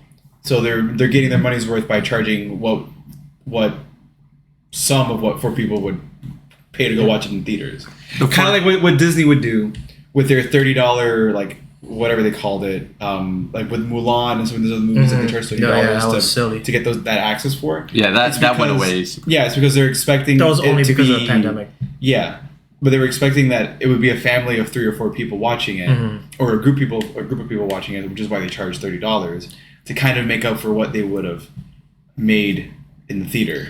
I just don't understand why, for us old people that may still want to collect the disc versions of movies, why it's not coming out till Christmas, which is That's kind of weird. Well, very weird. at least from what I see here, like the Blu-ray and 4K comes out June 13th. what, next week? For Super Mario. That's not what I heard. I heard it was coming out in Christmas. If it's next week, then I'll get it. But Yeah. For 24 for Blu-ray and 30 for 4K. but it says pre-order price. Yeah. Whatever. If it comes out next week, I'll buy it. But yeah, Yeah. Me too. Spider-Man It's came 4K out. Ultra Blue. Yeah. But yeah, like it came out great that it's now considered like a summer movie because the first one came out in December. Like they just kind of like threw it in December. Dude, of I remember being 2018. so hyped for that. I was like, man, this is I was really good. hyped, but like just because it looked interesting, but I wasn't sure how it was gonna be. And then when we all watched, we're like, "Holy crap! Like, Yeah, what, like, what did we it's, just watch?" amazing. Like, Yeah. I know people that like I've told them, "Hey, you should watch this," and they have told me like, "No, I don't want to watch it because it's a cartoon." I'm like, You're like, just Oh because my it's animated, gosh, the Guillermo like- del Toro like has to come out. It's like just because it's animated, it's not meant for kids. right. It's just a different there- way to tell a story. There are people that have told me like, "I love Spider-Man," and I said, "You have to watch this You movie." have to watch this no, movie. it's a cartoon. I'm like, You're come on crack. man. It's like You need to break that. the Into the Spider-Verse and then the PS4 Spider-Man game are probably the 2 best Spider-Man stories I've ever seen. So it's like I don't know. It would have also been third, being spectacular, if it would have gotten its final season. Spectacular's number 3 just Well, because it's so good. Into the Spider-Verse is, I think, the highest rated Marvel movie ever. So that should already tell. Well, right Into now, or This Across? one in No, what? Into. Across is like at, because Into is at 97% In Rotten what Tomatoes, rating? for Oh, example. you're rating as because that's Well, not. no, I mean in general, but in from the numbers I can remember, the Rotten Tomatoes one. Well, actually, no, it's the highest rated Yeah. in Rotten Tomatoes. That's a rating, or IMDb? you're talking about percentages? Because that's just a percentage Well- of people that like it. So IMDb has Into at 8.4. Again, these are just people Yeah. on IMDb logging in. Yeah, and that's stuff. just yeah. Across is at 9.1. Okay. that'll go And down. It'll go That's down just eventually. first Oh, weekend. it's hype. another So bonus. that's first weekend. hype. Then I meant Rotten Tomatoes. And Rotten Okay. Tomatoes, the highest rated Marvel movie ever, whether it's MCU or whatever. Even Fox, more than whatever. Endgame and Infinity More War. than, even above Black Panther. Black Panther is at a 96%, and Into the Spider-Verse is 97%. Nice. and in Letterboxd, it's the highest rated comic book movie. Like comic book movie, even like compared to DC and Yeah, all those Just other- across. Across is? yeah. Yeah, Not it's Into, it's but new. More than Dark Knight or anything like that. Yep. Damn. You people need to watch But Dark Knight. Letterboxd is like Letterboxd is fan reviews, so I mean, Yeah. True. It is what it yeah, is. That is. The I mean, Rotten Tomatoes is kind of the same, but you have critics Yeah. that go on there and do that. so as much as I really enjoyed the Mario movie, I think it's safe to say that this movie is probably going to win Best Animated Movie this year. Absolutely. I think so. Absolutely. Yeah. Absolutely. For artistic alone. Artistic. Right, like Yeah. It- And Mario- licensed music that didn't intrude into the overall movie. Oh, God. Yeah, I'm going to bring that up every time because I'm so mad at that. and they, Every they time. could have played it in this movie. They could have played No Sleep Till Brooklyn if they wanted to. No, Searching Up for a Hero. That too. They could have played. They Holding could have Up played for a both Hero of could have those. showed up. They could have played both of those in this movie, and they didn't. I can see where Super Mario might be nominated for It'll get- original score for the music. No, 'Cause the music is original great. song. Yeah, but they're not going to. And maybe original song. Original song Original song for will sure. win. Dude, It's gonna going to win. I win. showed No, you it's gonna guys. win. People, It's gonna win. kids are singing that in school. In man. schools. They're Yeah, singing- it's gonna win they're singing original teachers song. in It's gonna school. win But I can see where maybe it might make it into original score because the music is really well done. Even Yeah, though it is we think so, adapted, but it's still really I don't know how many animated scores have been nominated for How The to Train regular, Your Dragon, the regular score. How to Train Was Your it? Regular It score lost music. Yeah, because there's it no lost- animated score. It lost to the Social Network. Ratatouille. I know, and I think Up was too, but Up and Ratatouille. okay. Those Yeah, are- like the Giacchino has Pixar- Oscars. Coco. It's not. It's The not. Pixar Coco. movies and maybe some of the Remember, DreamWorks ones, too. Giacchino has Oscars for animated movies. Yeah, I know he has one. And I'm for Up. sure Yeah. like some of the Disney Renaissance movies have also been nominated, during that Yeah. time. They've come Well, out, Hans Zimmer like won. Lion King. He won for Lion King. So I mean, look, How to Train Your Dragon for original score lost to Social Network. So did Inception. Don't do Inception. Can you never bring that up ever again? That's what I'm saying. My head hurts. That's like triggering every them. time. did Inception. Hey, what did Interstellar lose to? I don't know, but it was Dust Black. See, Grand the movie Budapest came out in Hotel. 14. Hey, well. Yeah, but Hey, oh well, go watch. Hey, Go well. watch Interstellar again. No, the music is great in Interstellar. It's amazing. Cornfield Chase? Corn Chase also, Cornfield Chase. Cornfield Yeah. Chase. That one's great. but All yeah. right, so Zach, what's your rating again? We're going back to ratings. Whoops. Yeah. Yeah, we went on a tangent, there, but Tangent. We went into another Spider-Verse. We went to a different universe.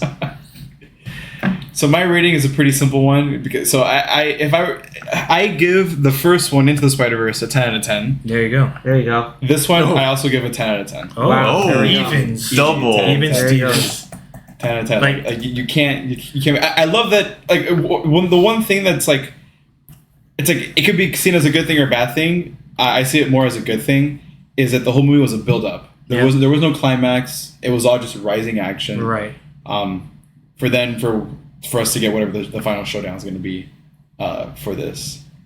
But I didn't mind it at all. I love that's what it was. It kept us, or it had us wanting more. We wanted to know. You guys were saying how like, oh, I didn't mind sitting here for another 2.5 hours Yeah. to watch part 2 of this, and I feel the same way. So, but 10 out of 10 I think is you can't go lower for me anyway. I like how you said like this movie has no like up and down. It's just constantly like taking you on this Yeah. roller coaster. Yeah. I mean, it even Going starts up. off pretty strong with Gwen. The Gwen story. yeah, and then introducing Miguel and Spider Woman.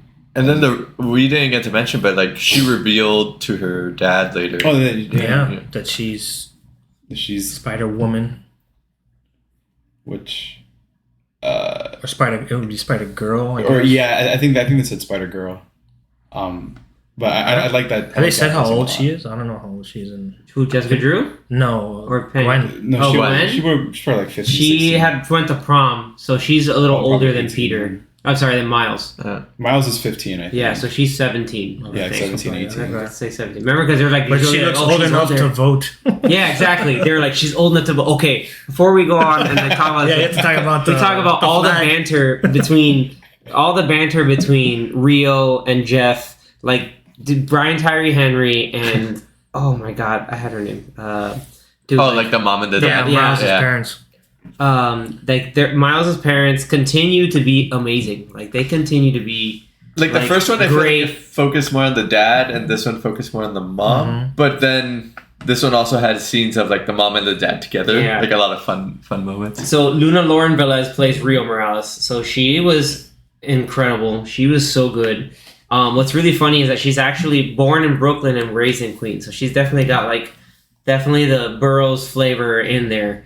And she I loved again all the visual things. Like it was in the trailer, so I love the Like fact the that snap. when he's has a B in Spanish and she's like what, and she snaps with the Puerto Rican flag. Like that was great. Like those little details is like hell yeah. And like it's cool that you still have Miles speaking in Spanish sometimes to his mom and Spanglish. or the Spanglish. She's like, what is Spanglish? She's like, yeah, hey mom, are you talking about Spanglish? And it throws it back at her, but kind of like I like, cause she's like, but New Jersey is so far. He's like, New Jersey? he's It's like not New that far." Jersey. He's like it's just another state. He's like, can't you have this stuff in Brooklyn? And you're like, no. But fun fact, she's actually going to be live action in Transformers: Oh, Rise of the Beast. Nice. So I think she plays this dude's mom, maybe. Good. Anthony Ramos. Yeah, I think he's his mom, but yeah, it's pretty cool. So side tangent. yeah, side tangent. The What? reviews are Tangent is not on looking side. so hot for this Transformers. Transformers? I don't care. doesn't matter. It's better than The Last Night. Yes. God, that I'm sure. That movie is like, woo. That movie is. I will go watch so all confusing. Transformers movies because I like Transformers, but that movie was terrible. Man, like Like Anthony hurt. Hopkins, what did he do? He got a paycheck. He got a What paycheck. kind of character was he? No one knows, man. He had an assistant that ended up being. Oh, I don't know, dude. Just I don't even know. Anyway, Mark I'm gonna go Wahlberg. back to. Let's go back to Let's like the go back to positivity, the good stuff of this the movie. good Yeah, stuff. the good stuff. How across about the Spider-Verse. the art style of Gwen's area of her world that like it would constantly change the background and color based Yeah. on like the emotions and the mood that was Yeah. It going would on. fluctuate. And Yeah. even when they would show like a long shot between her dad and her, like half of the screen is like the color of her feelings and the other half is his feelings. and it blended in between. When they would do like when they would hug, then it would like And the mesh hug. together and then it would and it be kind the of same. it was resolved So as like this cool. conflict resolution, dude. So cool. This, So good. there's So good. it's art. It's Like, it's so pure good. art. Like the movie's pure art. This might be the new like usually when Gold I standard. not well yeah gold standard in like in new styles of animation, but if you want to watch something that could like show off the colors of like a TV or something like that, before I would I would say watch this, before yeah. I would say oh you have to watch the Speed Racer, the live Yeah. action, Speed just because it's Racer, like or like I would put on Doctor Strange. Yeah, just like it's the just- kind of wild stuff that goes on. lots of craziness going on. But yeah, this movie is just is so much in your face and so eye popping. The first one is too, but this one like Zach said, the first one like cranked it to 11. This one's like 50. Like I don't know what level they cranked it up to, but it was, They cranked it to the level of, hey, we believe in you. We're gonna give you more money. To they do told this. everybody to get on their level, and and they did. they're all Yeah. the way in that top level of what is it, Mumbaten? Mumbaten. Mumba Hudson. Mumbaten. But yeah, it was too good. I Yeah. couldn't help thinking some of the music cues. I think like during the Miles sections, I felt like I was listening to Jet Grind Radio. Oh. So it's like Jet Grind Radio mixed with like Hans Like the Zimmer spot- style looking the- things. I'm like, oh my god, it's so yeah, cool. it was like that. I got that little bit of that feeling with the chase with the spot. Like, They even have like spraying like the graffiti spray sound effects like in his theme. I'm like, oh, it's so cool. yeah. It's there's so many little details that make it really hard if I have to compare between the two. Like I would say that like into the Spider-Verse for me like I don't want to split hairs like because I don't it's hard to do like 0.5s and stuff, but like it's really I did it, close to I like a had to point split like a 9.5. Like it's so good. Like It's a hard 'cause one. as much as I Hard forgot what I rated No Way Home, but like because I remember that was also No Way Home like was awesome. I mean, No Way Like, Home was another. it was 10 also that's like good. 9.5 for me or something, maybe 9. Someone's got to go back in the record and be like, well, actually, you gave it a 9. 7. And, because... IGN A solid seven. IGN 7. Yeah. But like this one is like, it's just like a top tier Spider-Man storytelling, Mhm. and Across the Spider-Verse does the same exact thing because not only is it a visual feast for your eyes, but it's great with its music. Everything's curated, done really well. Like yeah, it doesn't have like your Sunflower or your What's Up Danger, but it's like all the audio cues for all these different Spider-Men Spider people are so unique, and it's got a great flair, but it also keeps the overarching themes of what it means to be Spider-Man, and that's what really sits really well. Like yeah, like it doesn't like some people overplay like in some like Batman story, like oh you got to see the fact that Bruce's parents died and all this stuff, but like that this is basically like a case where like yeah we talk about these themes and what it means to be Spider-Man, and like yeah like anybody can be it, but like also anybody should be, and like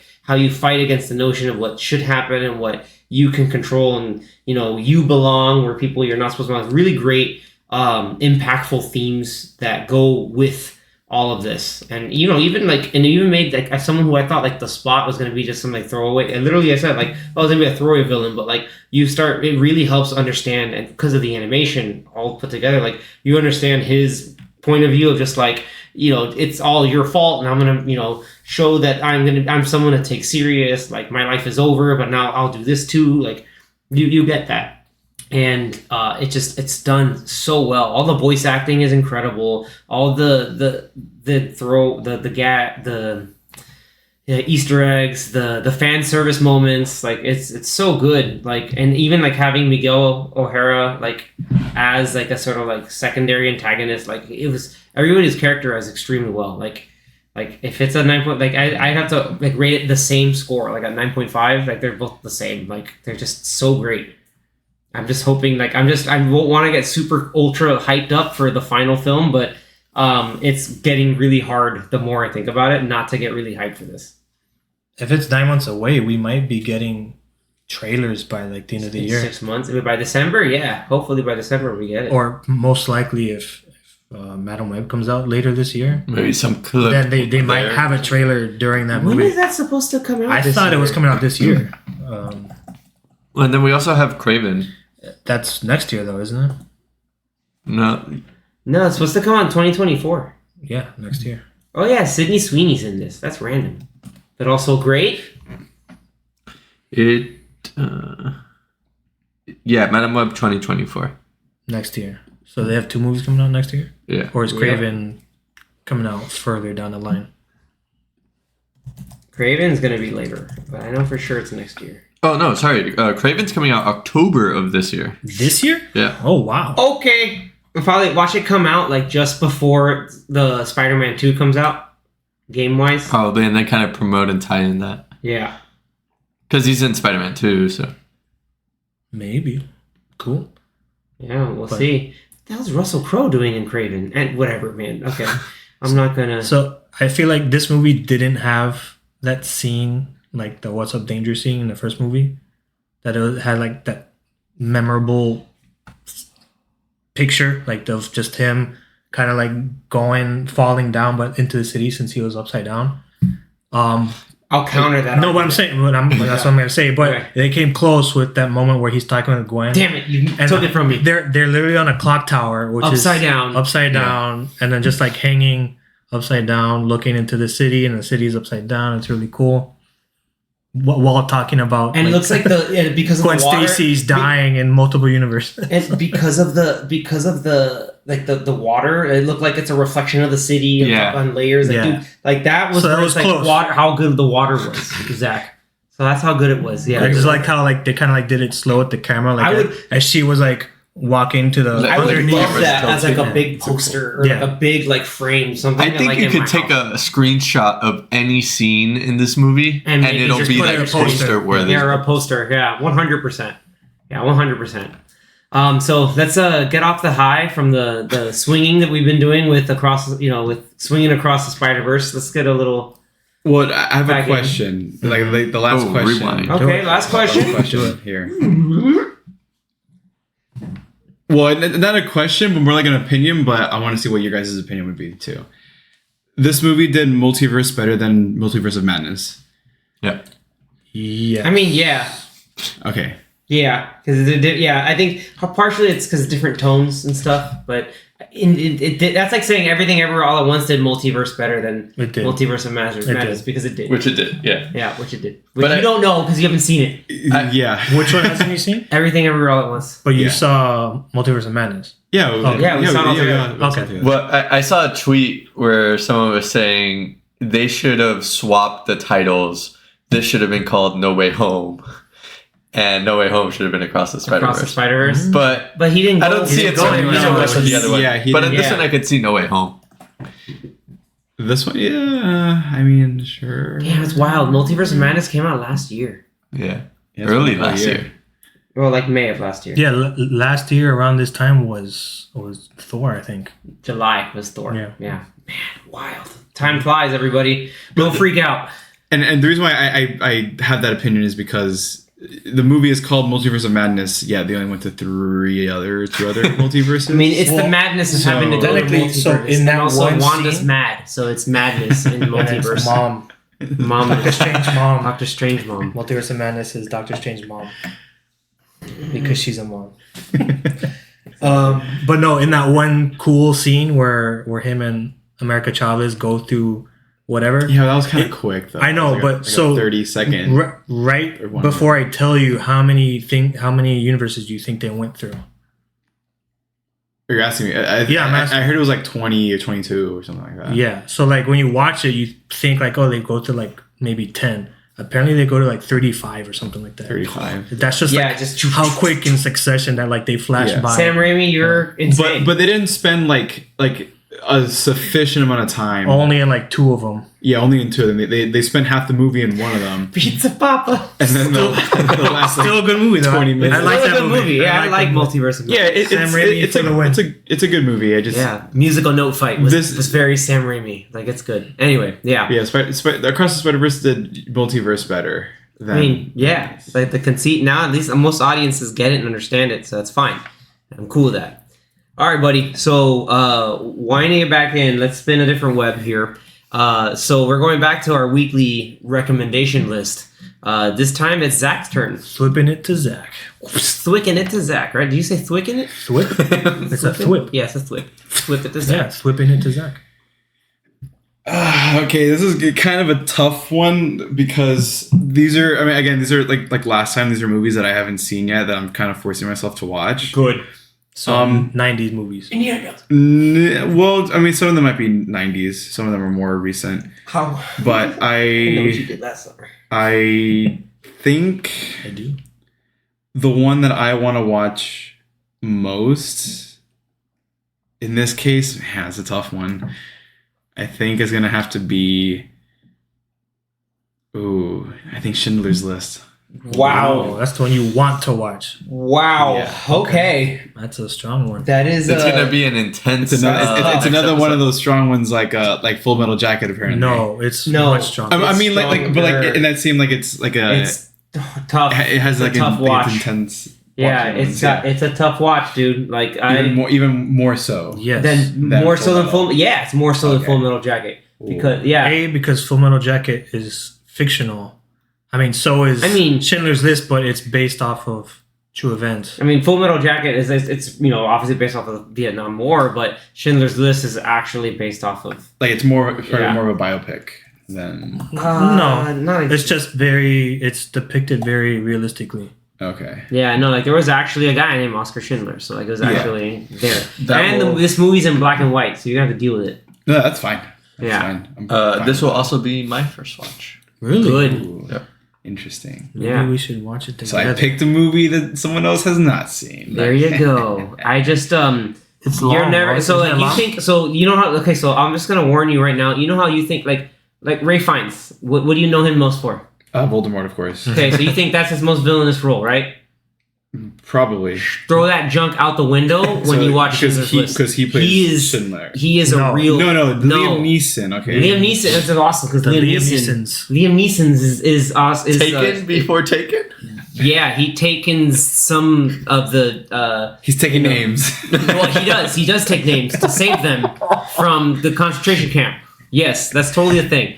I don't know why I'm doing this. This is really dark. Yeah. But Gotha, like as a character, you're just gonna be like, this is the most despicable piece of human garbage you've ever seen. Like you're gonna think Isn't this Ray Fiennes' like breakthrough? that was his breakthrough role. Yeah, Okay. they're gonna see this and you're gonna be like, holy hell. Because there are a number of other actors like Ben Kingsley. Mm. Well, yeah, Uh, Ben Kingsley, straight through the wall. I don't know who else is on here. What did you say? Have you seen Shutter Shutter Island? Island. That's a Shutter Oh no, Island. I haven't seen reference. Shutter Island. Oh. There we go. I guess man. that'll be one of your guys' next movies. Yeah. To get me to Yes, watch it it. No. Probably We'll just show Axis. you the trailer where in every trailer they show the same scene and the It's like same it's disappeared straight straight to to the the walls. walls. Awesome. Who directed this movie? Directed by Spielberg. Okay, it's Spielberg. Yeah, no, of course it's gonna be Every day I think, why are you on this panel? So No, because Alright, like, here's so the thing. now that you picked it, what were your other movies that you Oh wanted no, to I'm, pick? I'm saving those. No, but I'm saving you those. said you had like 10. So you can easily just No, I'm pick. saving those. I'm saving those. But we don't know when you're going to be. be. Hold on, We don't know when you're I going find to it crazy. Did he do Schindler's List and Saving Private Ryan like back to back? No, they were like 7 years apart. No, they're 5 years apart. But did he film other movies in between? Yes. Yes. Damn. How many Come on, movies dude. did he film in Jurassic between? Park, I think, Hook. was right after this. Oh, he Well, no, that was Hook before Schindler's List. What did year did Hook. Schindler's List come out? Because I think he did. 93. Or 93. So Jurassic Park, I think, came out the same year. This Yeah. is The story of a girl. no. Who could have ever drowned the whole world? No. All right, we're done. Nope, we're not doing that. Okay, so We if you did it. really want to do this, you want to play Schindler's this List game? was December of Okay. that year, so Jurassic Park came out way before that. No, what That do you year. way before the same So year? months. Way before in the same year, I mean. Way before the same year. So what are you talking about? So he directed. So after Schindler's List, 4-year break, he did Lost World. So that was 1997, and then he did Amistad. He directed Amistad. Yeah. That's right. Give us free. You should watch that movie. Because I for some reason always confuse this movie with The King's Speech, which is a Holy crap! How? I have no idea. How? That's did one you of my. really want to That's watch? one of my hold best. on. Did you really best want to watch remembers. The King's Speech and you accidentally Why just is it picked Schindler's Google List? No, I meant Schindler's List. Okay, for sure, good. in this case. Yeah. So then Saving Private Ryan 98. So it's a 5-year difference. So he did do stuff. In But between. that movie may or may not also be on my list. Which one? AI, Minority Report, Catch Me If You Can. Minority Report. Minority Report's so good. Minority Dude, Report. it's crazy how many movies he did in the single year. In 1991, he did 6 movies. 6? Yeah. I In can't count. 1991, what were they? 1991, 4 movies came out. I have to rewatch Empire of the Sun, which reminds me. We should do a Spielberg day. But yeah. What movies are you talking about? No. 91, he only did Hook. Maybe you're looking at producer credits. It might. I'm looking at directing. Directing credits? He the did only Hook movie was 91. God, that movie's so good. He did Oh, never Last mind. Crusade 89. Indiana Jones Last Crusade 89. Always, Always also 89. The Visionary 90. Oh, Empire of the Sun is with a young Christian Bale. Yep. That's that Hook one. 91. Jurassic Park 93. That movie Schindler's came out List the year I was born. 93. I still can't Yeah, believe so- he did Hook. I Lost was looking World at producer. I 97. freaking love Hook. Saving Private Ryan 98. Dante Bosco. Rufio. And then AI 01, 2001. Ooh, and Minority 2002, Report, Minority Report. And Catch Me If You Can. All right. Crazy, Nice. wild tangents. So we went Schindler's to Spielberg. List. Schindler's List will be next week. Yes. Watch if you are listening and you decide, man, what a tonal shift that we're going from, awesome, feel good, Animation. crazy animated action to really serious Oscar-winning drama. Then welcome to the Popcorn Watchlist podcast. Yeah, this movie is rated at least 9 out of 10. Schindler's List, yeah, it's 9 out of 10 IMDb, 98 is- Rotten Tomatoes, it is- 96, Get to poppin'. something else. it is one of the hallmark. And John Williams did the music. Of course he did. It's very sad music. It's amazing. It's a great violin stuff. I think I went to a performance of the Miami Symphony Orchestra where they did like a movie themed Yeah, they usually play that. like a movie themed performance, Mhm. and half it was John Williams, and I think one of them was either King's. No, he didn't do King's Speech. No, take that. That's what I'm saying. I'm confusing these movies. How are you confused? I think one of them was Schindler's List, yeah, sure. It was. along with like Jurassic Park. I've gone to and- multiple John Williams things. Yeah. tribute concerts, and they usually play. I think they always play Schindler's List. So I'm excited for the music. If it's John Williams, I'm excited. Yep. Yeah, And he if should be. you're that interested in John Williams, he's playing at the Hollywood Bowl in California I'm here trying to, on July 8th, 8th. 7th, Yeah, 8th, and 9th. totally trying to gonna make this fly. happen. Yeah, so I if you want to fly to LA, I might do it. I might do it too. All right, with that, everybody, thank you so much for tuning in. We hope you enjoyed this special episode and the special, various little tangents we swung around on. Yeah, I'm going to keep the Spider-Man puns up. But once again, if you listen to this and you want to reach out, you want to keep the conversation going, reach out to us on Twitter and Instagram. That's going to be on Popcorn Watchlist. We will be on there. We respond, can be with the whole panel, can be one of us specifically if you want a particular question tied over to us. And also share your excitement with some of the other recommendations we've been doing in the past. Speak more on it. We'd love to get more of your ideas and some more of your opinions. With that, everybody, we'll stay tuned till next time. Definitely bring your tissues for this next one. It's going to be a little rough emotionally, but it's going to be worth it because it's the human experience. Apparently, I love emotional movies. I love serious movies like this. Good. You're going to learn today. Well, next week, Zach. So thank you so much again for tuning in. We'll see you next time. What? Later? So later? Slater? See you Slater? Are you watching Saved by the Bell? No. AC Slater. AC Slater. All right. See you guys later. Spectacular. Bye.